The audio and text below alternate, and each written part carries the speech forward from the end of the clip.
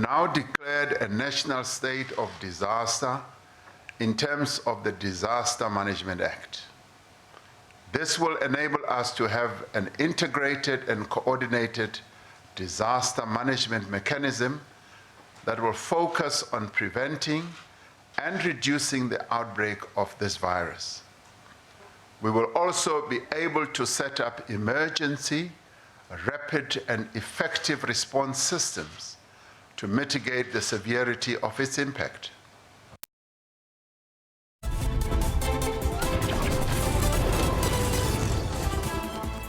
And that's how we say hello to you this evening here on Unfiltered on SABC 3 and SABC News Channel 404. I'm Desiree Chowke. It's literally a race to keep up with developments. Just a short while ago, the World Health Organization confirmed that global cases of COVID-19 had reached 175,000. Here in South Africa, it's also a moving story, especially following the President's declaration of a national disaster last night and the attendant requirements of that announcement. This morning, the group of ministers running with this program, ably led by Health Minister Dr. Zweli Mkhize, went some way towards outlining some of the initial activations in these efforts to stem the increase. The minister emphasizing that prevention was first prize as opposed to treatment. What are your biggest areas of concerns tonight? Is it your health, physical or mental? Is it your business? Is it your social life? Are you part of that group that's panic buying in anticipation of the unknown? Do you think the already burdened healthcare system can handle this strain? For a nation desperate for some reassurance, tonight we ask you, how can South Africans rise to the challenge and prevent the rapid spread of coronavirus in our communities, our social media? Tonight, the question is, are the measures implemented by government sufficient to save South Africa from a possible calamity? You may join in this discussion on our hashtag at SABC News Online and SABC News Unfiltered. Let's now welcome our guests tonight. Professor Somadoda Fikeni is a political expert at UNISA. Dr. Julia Turner is a senior technical advisor on HIV care and treatment with the non-profit organization Right to Care. We also have Professor Joe Viri, who is an associate professor at the director of the African Center for Migration and Society at Wits University. She's also vice chair of the International Migration for Health and Development Research Initiative. Let's welcome our guests. Thank you so much for making it this evening. Dr. Turner, let's start with you. Right to Care has made a call to people living with HIV and TB who are not on treatment to take extra precautions at this time. How are you disseminating this message? Yes, so we are very concerned as healthcare professionals about this coronavirus outbreak and how it might impact our HIV positive patients in South Africa. So we are using every means possible to encourage everyone in South Africa to test for HIV if they don't yet know that they have HIV, because that's the problem. We're sitting with 7.7 million people in South Africa with HIV, and about 2.5 to 3 million of those people are not on treatment. That's the problem. So we want those people to come and, if they don't know they have HIV, test and start treatment. If they were previously on treatment but they just stopped taking, to please come back and get onto treatment. If they are on treatment, we don't think that there'll be any additional risk to them having severe COVID-19. We don't know yet, but we don't anticipate that. But if they are not on treatment, those are the people that we're really concerned about. Dr. Fikeni, you're part of the Nglulamiti South Africa Scenarios 2030. And we're wondering tonight, how did this event miss the environmental scanning process? Actually, it didn't. But what we had covered were the three possible scenarios. One of those was already reflecting how weak our economic system is, how fragmented our society is, and some of these diseases are some of the variables that we are actually projecting there. Remember, we were already a country with the highest cases of HIV/AIDS already. So the system was already fragile. And our projection of these three scenarios even by the most optimistic projection, we said realistically, taking what we have, either you have Gwara, which is a worst case scenario, and you could have isi bourgeoisie, where simply divisions in terms of social classes becomes the defining factor, with people drifting apart in terms of social classes. And the one of Nailewok, we said it would be the one that is ideal, but at the same time, taking into account, not just being optimistic, some of the deep structural issues where we're saying in a space of 10 years, you'd still have some of these major projects. But a coronavirus has simply worsened those particular projections. Are we at worst case scenario? Right now, even our tracking system by social surveys or economic modeling has indicated that we are at a worst case scenario at the moment. Even before the coronavirus came, we still have to do a lot to move towards a better scenario. Where are the gaps, Professor Viri, if I may bring you into this conversation, in terms of trying to strengthen the responses? I mean, from our side, one of the things we're particularly concerned about is the fact that we don't have a system in place at the moment that is engaging with people who move. I'm talking here about the large numbers of South Africans who move between provinces, within metros, for example, as well as a smaller but very important population of individuals from elsewhere on the continent or further afield. We know that this is a group that often struggles to access care, and in many cases is struggling to continue access should they need care for certain issues. So we're worried that what would happen if individuals are either unwell and are struggling to access testing, for example, or are unwell and are traveling to return home for care, for example, which we know is a big issue. Or perhaps they're individuals from other countries who face discrimination in the healthcare system for various reasons, who might also be afraid to go and test, for example. So we have to think about what that means in terms of migration.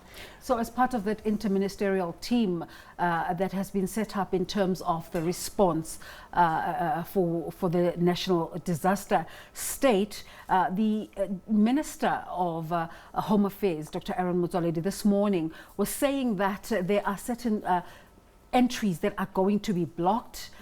In terms of Zimbabwe, there's only Beit Bridge, so that border post would not be affected. What are your responses to the minister's announcement?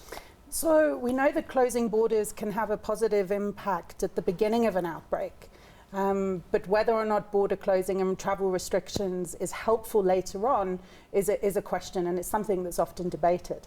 So at the moment, while we're looking at still trying to contain the virus to allow for systems to catch up, then I think it is probably a helpful measure in some ways.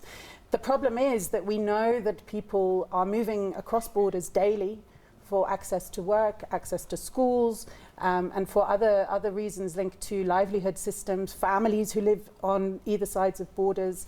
And we know that if we shut down formal border crossings, that doesn't mean that people are necessarily going to stop crossing borders. And it might force people to be moving in unsafe and irregular ways, which means they're going to be further away from any sort of health response. So we need to think very, very carefully about the impact of closing land borders around South Africa. Dr. Turner, there's a lot of scope in terms of civic society in its efforts in terms of containing the virus. Where does right to care see itself fitting in here?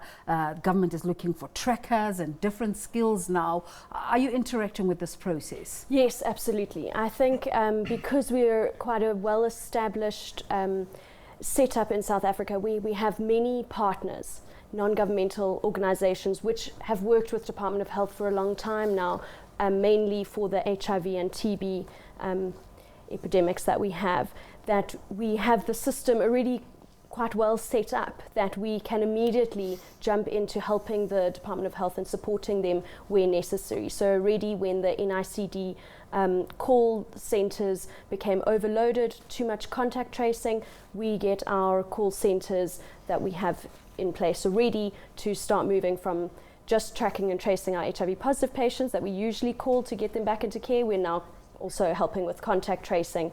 And I think PEPFAR has even announced that they are happy for some of the funding that they have put into the partners for The HIV Minister of Health care. spoke about that Yes, he in mentioned the briefing this earlier. morning, We'll come back to this conversation. We're talking to Dr. Julia Turner, Dr. Somadoda Fikeni, and Professor Joe Viri from Wits University. You're watching Unfiltered. Stay with us. We'll be back after this break.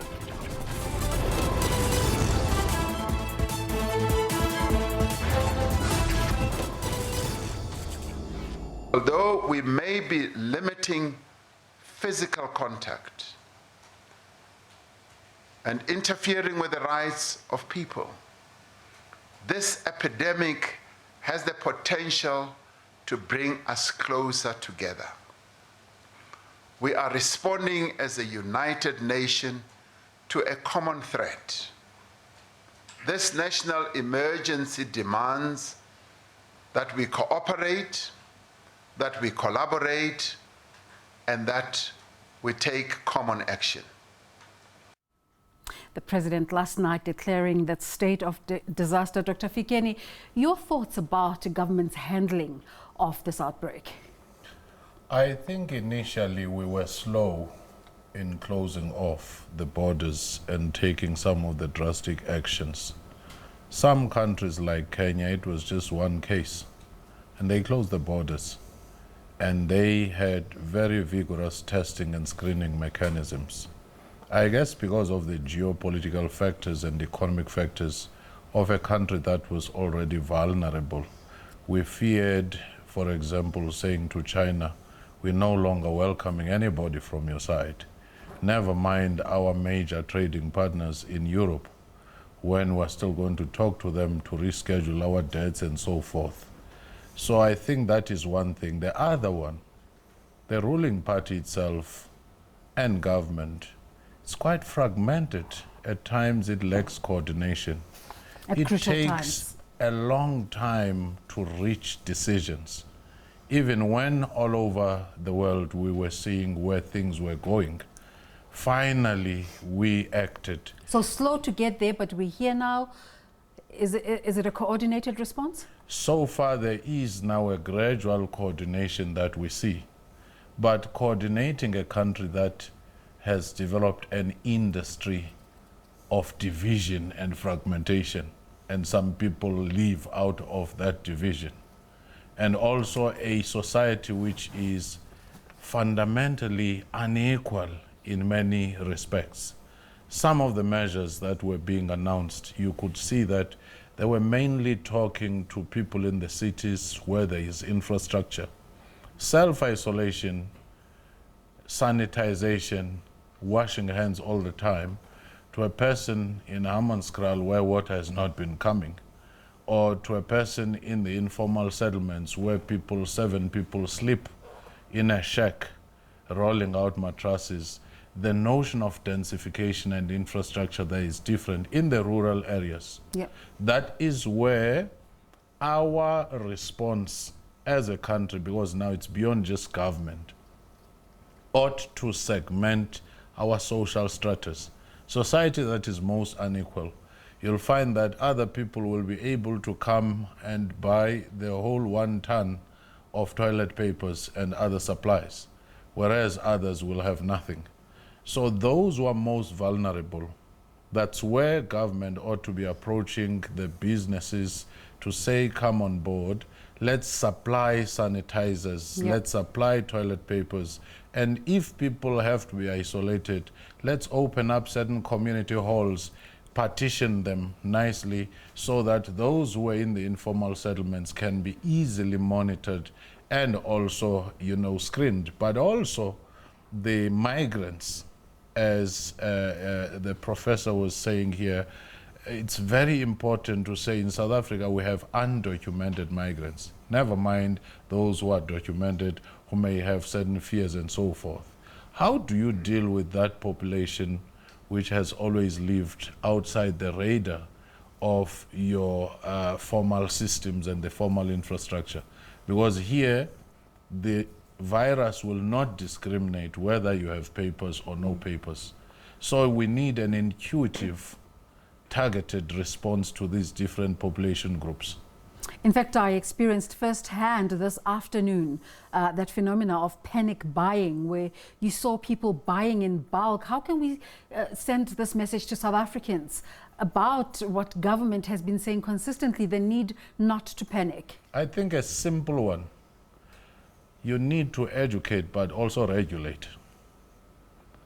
If you say you can't come and buy so many supplies just to one family, there is a limit. The problem with South Africa is that we have this oversupply of democracy. And as a result, everything has to be negotiated, or else I'll go to court and so forth. So that's what makes sometimes our response to emergencies to be so slow, because you have to deal with 27 other stakeholders. Yep. You have to make sure that you consulted 17 lawyers. You have to make sure that everybody is rather on the safe. And I also forgot one other thing. We've been talking about this disease in the main, even the presidential speech in English. Were we talking only to a certain segment? That is so tourists? important. Because the people who are most vulnerable are the people who are hearing this complicated medical, technical language. To them, we're speaking in tongues. They do not know what we are saying.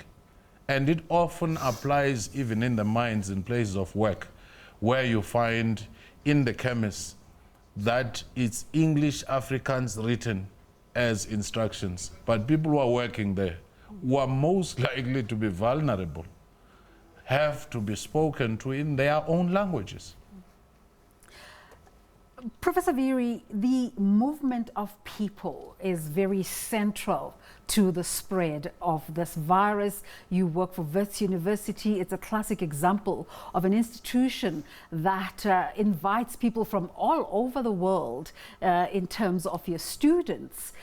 What can we say to the South African society today in terms of allaying their fears and how they can deal with the issue of migration?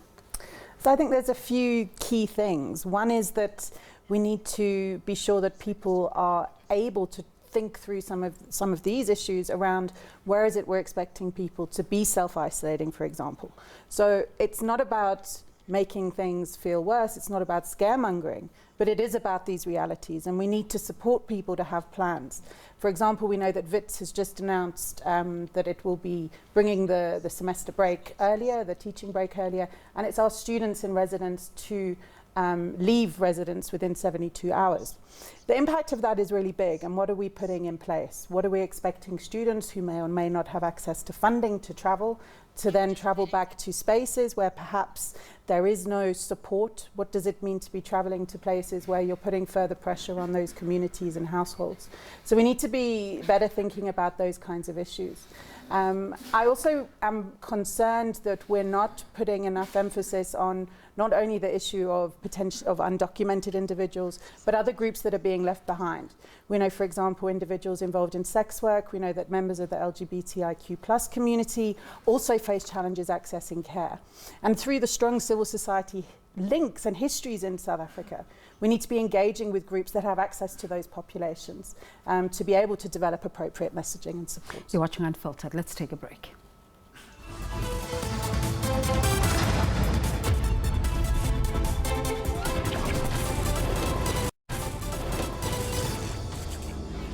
Once the plane leaves, the advanced passenger process will have allowed the plane to leave and come here, but it will have given us the list of passengers. These 6 people, 3 each, will then have the whole night, because most of the planes we are talking about will be from Europe, to check each and every passenger, to check their profile, because some of them might come from a different country, and might come from the country that is focused on, but go through a different country. So this team will check. By the time the plane arrives here, we'll be knowing the profiles of each one of them, we'll be knowing which passenger we must go and check very carefully. Home Affairs Minister now, but it's so difficult to separate him from health as a former Minister of Health, Dr. Aaron Motsoaledi, as part of that interministerial effort this morning. But Dr. Turner, we were talking earlier, and you mentioned it, the Minister of Health, Dr. Zweli Mkhize, mentioning their request to the US Embassy in terms of moving resources in terms of PEPFAR from an emphasis from AIDS and TB only, but also allocating resources to this COVID-19 effort. Are you happy with that?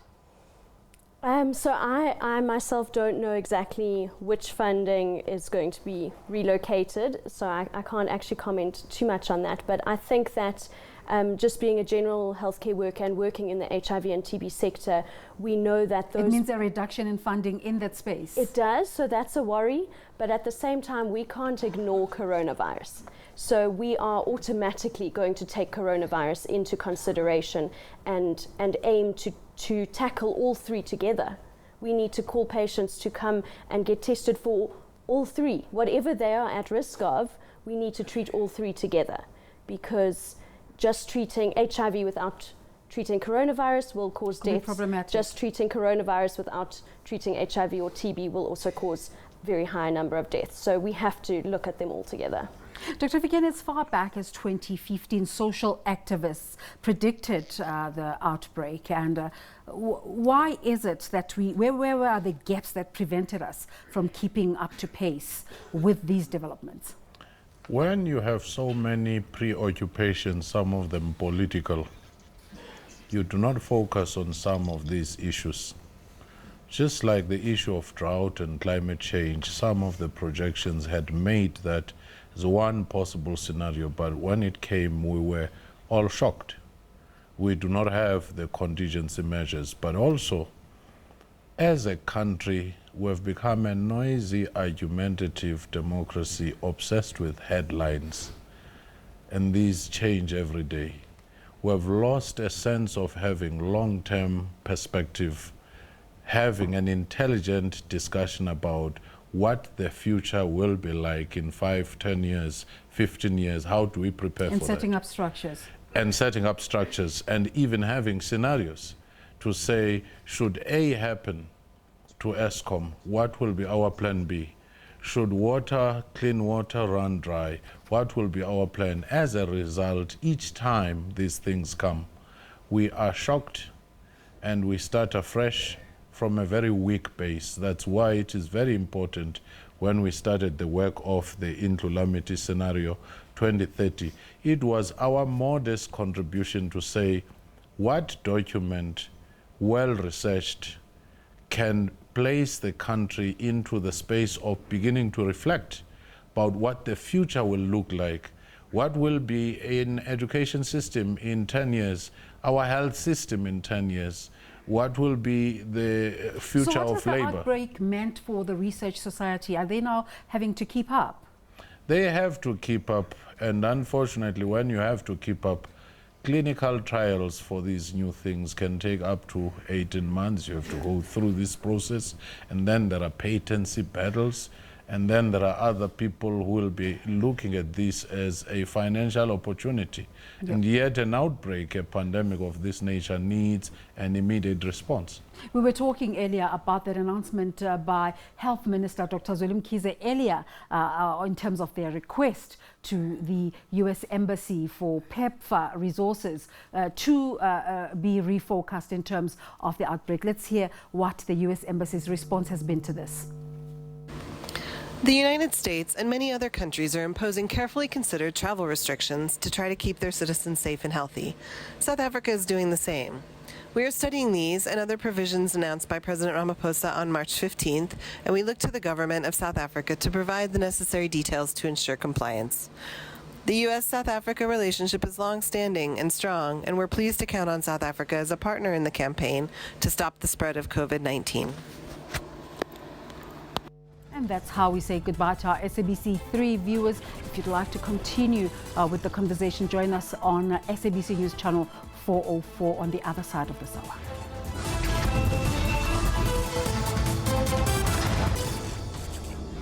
The social distancing will affect us en masse in terms of trains and taxis. So that include education in relation to this, but over and above, random testing will be applied in all the taxi ranks and also in the trains, but equally, taxis will also be expected to undergo sanitization across the country. That's one of the big talking points, the social distancing, and I'd like to really unpack that with our guests tonight. But before then, let me take a look at your responses to our social media interaction tonight. Shirley saying, the president said the gathering, it must be 100 people. More than that, it's prohibited. So my question is, how are we going to go to church? Because in my church, we are more than 100. I think there's already a response to that, because churches are already sending out media notices to say congregations are cancelled. Musa Wakamaluleke saying it's a good measure, but what about public hospitals where you find more than 200 people at OPD? I have no idea what that means, or dispensary. Other thing, self-quarantine is a risky move. Should perhaps anyone who traveled to other countries be quarantined at a specific facility until we're sure that they are negative? Ntateleng Molefe saying no, they won't be shutting down schools and letting parents go to work. It's useless. And Effet Ashbel Neil saying no, it's too late. The solution is to impose serious curfew and close all bars and restaurants. Of course, a conversation like this will always be a bit divisive, but let's just talk about those social distances and limitations to how many people can be together in a group. Dr. Turner? Yes, well, I think our president has taken very good measures to say that a gathering over 100 is prohibited.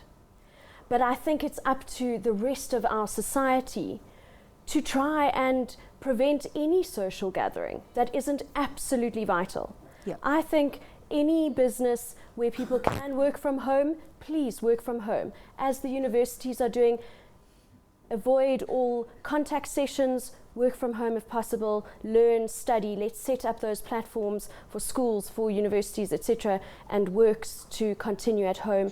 If employees travel on taxis and come to a busy workplace, a busy factory, perhaps we need to close some factories and pay our employees. Please, everyone must pay them well and let them stay at home in the safest possible place so that we can hopefully avoid this coronavirus really getting out of control. Dr. Fikeni, who is to say within the group of 100 people meeting there is no high risk person? Well, I do think that it all depends. Like now we're moving towards the Easter where many Christian churches will be gathering and so forth. It depends on the leadership there. That's where it becomes very important to say, here you have these kinds of people coming from these different ends. The probability of contact is very high. Therefore, you make that judgment call. As my colleague, Dr. Turner was saying, it's not just government. We should disabuse the notion that government will do everything from A to B to C.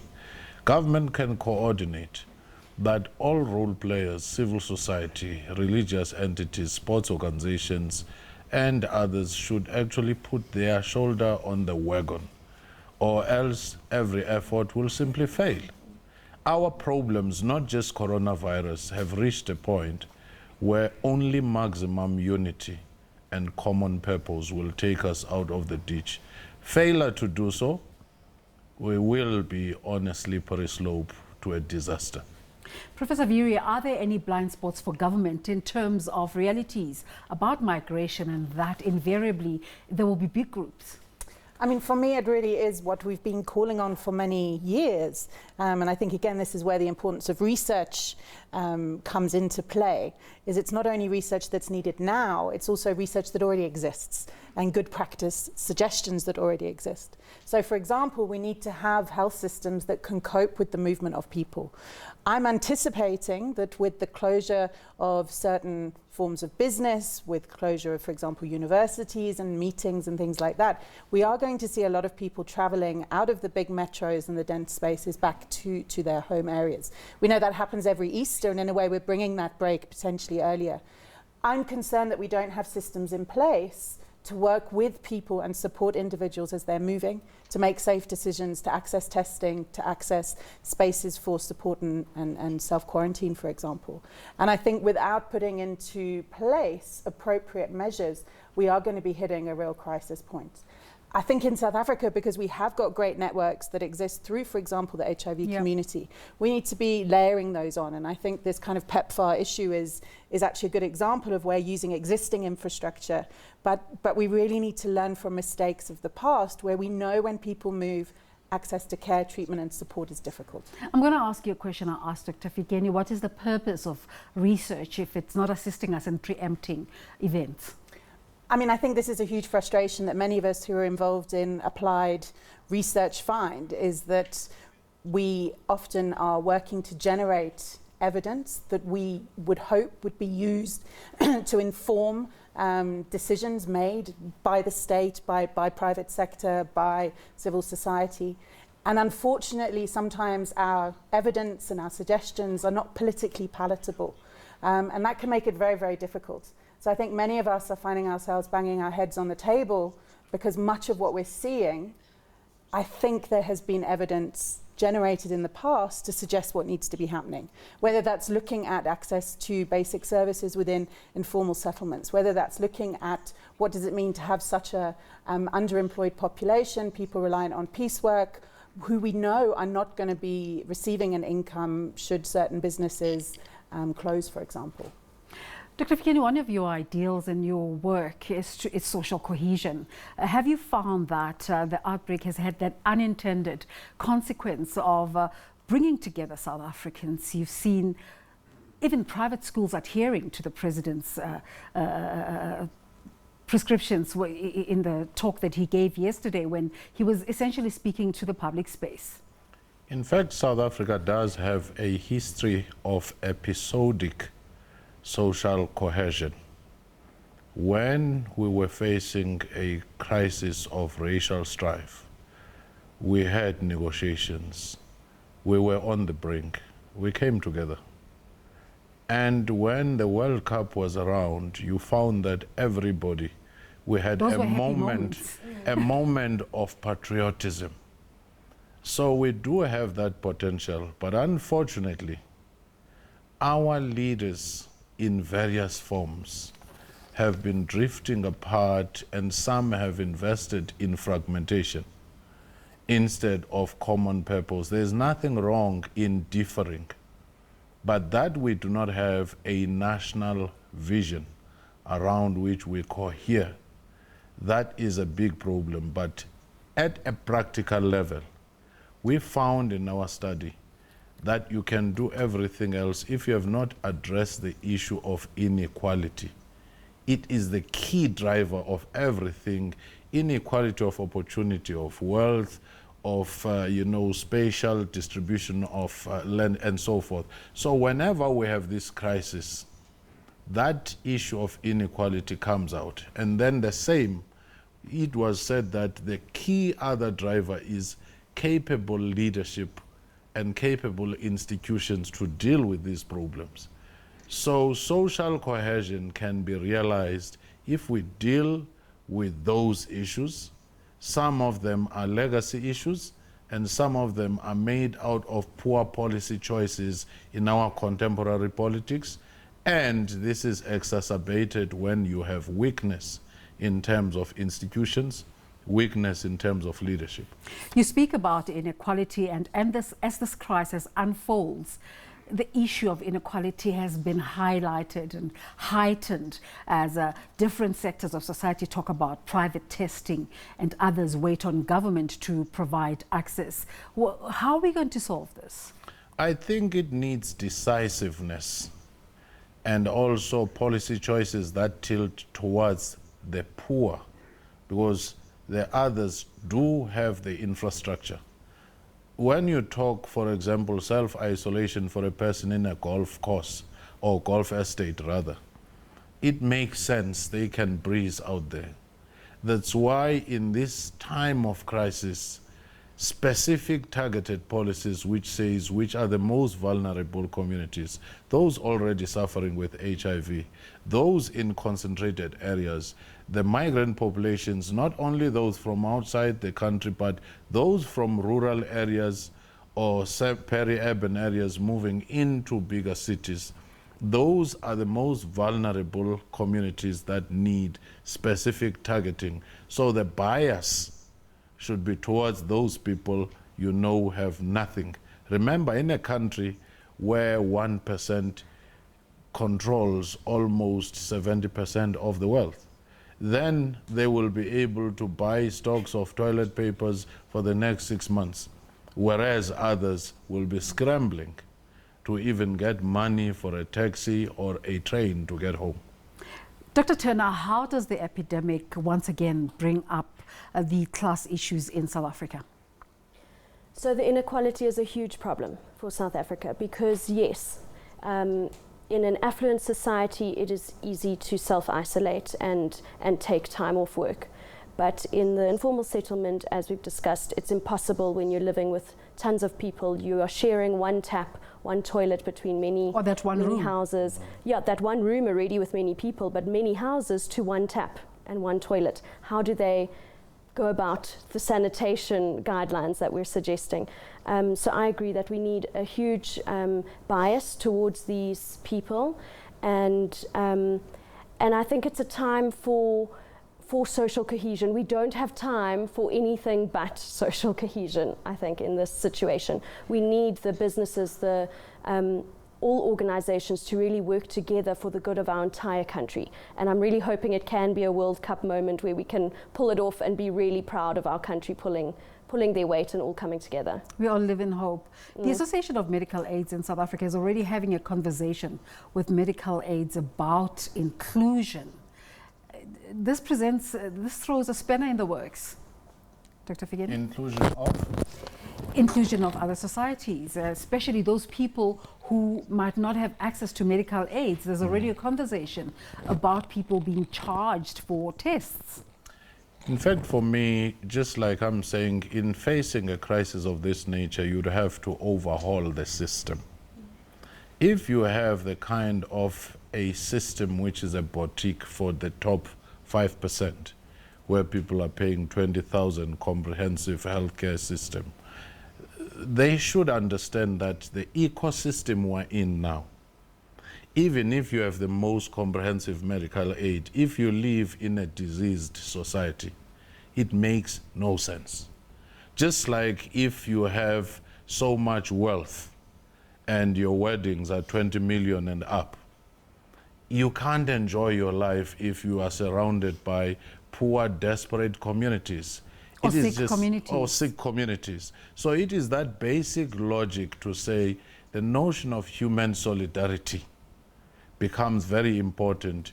Pharmaceutical industries, medical aid entities, which have made massive amounts of money, can now begin to relax some of the things to say that NHI debate, universal access, even if you put it there, you can give people a taste of saying we have a different model of people, even the poor accessing health instead of becoming tycoons before they can access certain kind of health. In fact, even the private public hospitals, moments like these to say, how do we collaborate to deal with the discrepancies in terms of resources that are there? It becomes key. It is only now or never that private sector can say, we're no longer doing things for grudging compliance. We're doing things because... Or strictly for profitability. Yes, we're doing things because we see the need and they can redeem themselves from some resentments where people are saying people are making more money and these entities are, and so forth. This is the moment of crisis. As it is said, I think it was Churchill, never allow a crisis go to waste. It's an opportunity to rethink and do things differently. Dr. Somadoda Fikeni. We're also in conversation with Dr. Julia Turner and Professor Vieri. Stay with us as we unpack this conversation. You're watching Unfiltered.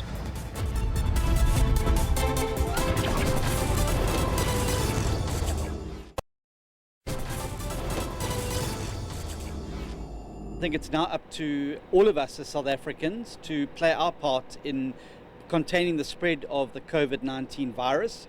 Make available all the testing centers, in particular to public hospitals. Government has taken correct decisions, particularly insofar as the travel bans are concerned. We appeal to all South Africans to stand together to combat this virus in South Africa.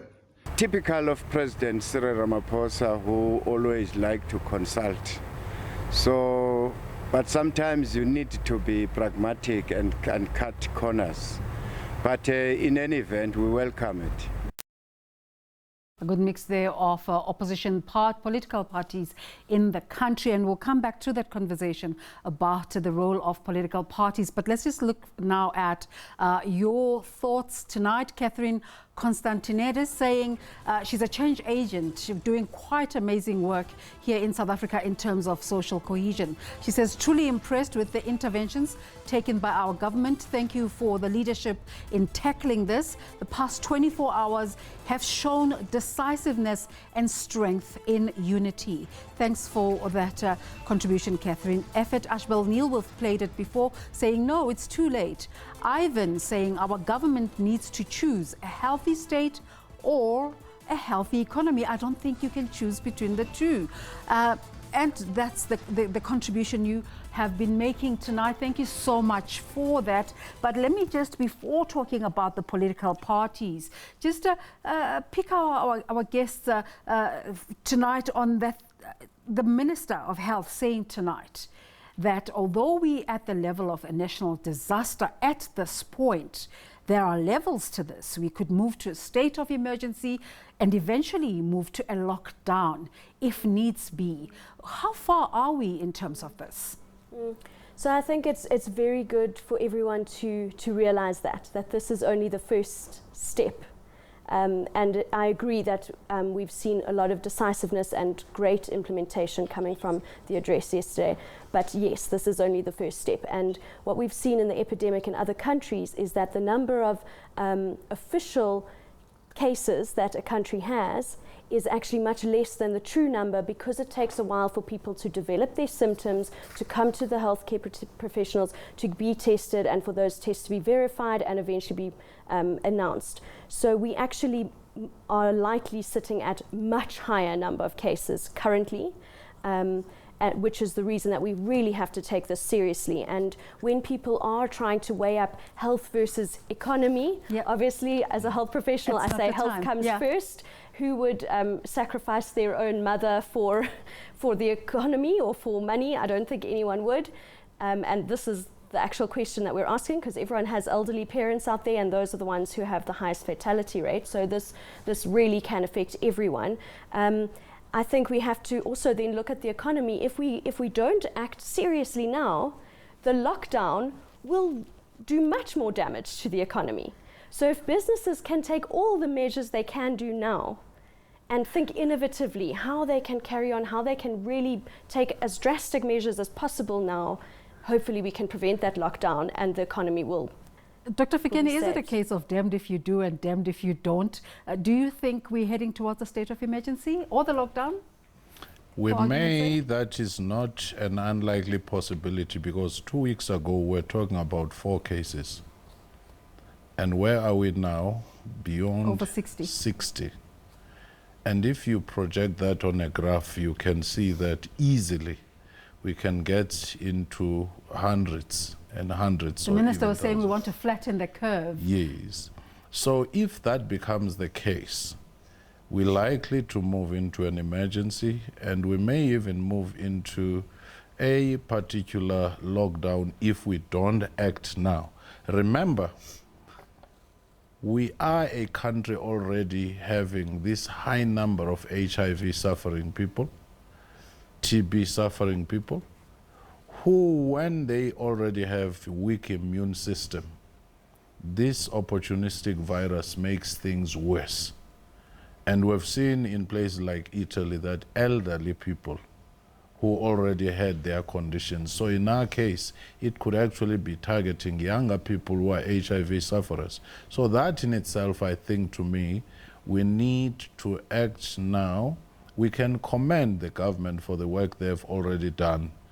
And it's been quite a strenuous, especially the team led by Minister of Health and yesterday the President, and begin to see how we work together. This is no time for point scoring. This is no time for campaigning for 2021. That will come later, because you may not even have the voters, or you may not even have the dates if you do not deal with those issues right now. Professor Viri, can we flatten the curve? I think that we have possibilities of working to try and flatten the curve. I personally am not necessarily as optimistic as some that we will be able to carry on as we are. I think that people aren't necessarily taking it as seriously as they need to, and by people I mean general public. And I think here we do also need to look at the responsibility of those who can afford to move, who can afford to be continuing their daily day-to-day. They need to stop. We even had a conversation about whether this should be an in-studio panel, or should this actually be us practicing what we're trying to preach, which is doing things virtually, keeping the distance. And I think I think we are underestimating the realities around that. So my concern is that if we look at where we are on the curve, we're assuming that we're the healthy ones. Exactly, and if we look at where we are on the curve, we're following the trajectories that we've seen, the devastating impacts at the moment, particularly in Italy and Spain. Yeah. So there is a concern that are we on that same trajectory? We're chasing the clock, Dr. Fikeni. Let me just ask you to help us close the show in terms of the politicians. You saw what they had to say. Your thoughts about how this has brought together the political narrative.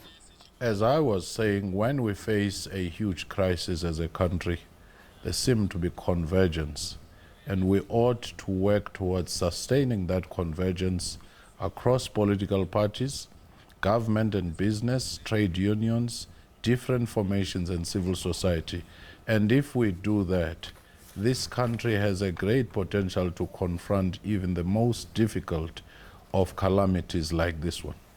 Thank you very much, and that's why I'm going to thank our guests tonight, Dr. Julia Turner, Dr. Soma Dr. Fikeni, and Professor Joe Viri. We were running a poll tonight asking you, will measures implemented by government help curb the spread of coronavirus? 7.7% of you say yes, which is quite low.